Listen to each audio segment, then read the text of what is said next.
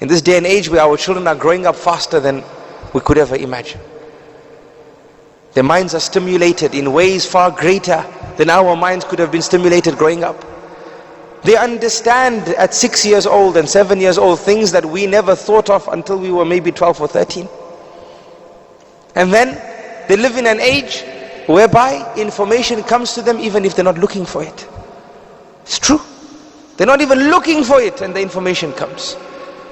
They're not searching for anything that shakes their belief in Allah.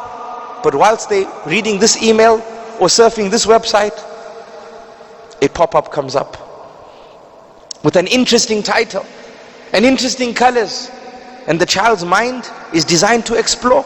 So they explore and they start reading things that you never wanted them to read, and even they didn't want to read. But because you left gaps, because you were about outsourcing parenting, there were holes that were becoming filled. And the child is growing up with questions that are unanswered.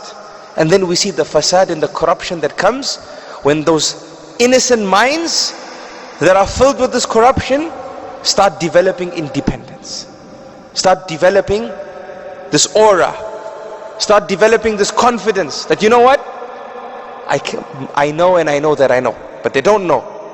But that's what happens when you start developing this independence. You say, hey, I have my own mind, I have my own brain, it's my life, it's my mind, I'm free to think what I can, it's a free world. I read somewhere it's a free world. Doesn't matter what my parents say. So what happens now? They start maturing these doubts, and then problems happen with regards to their faith and other things. Wal-iyadhu billah, may Allah subhanahu wa ta'ala protect us. So the pressure is there, wallahi. The pressure is there.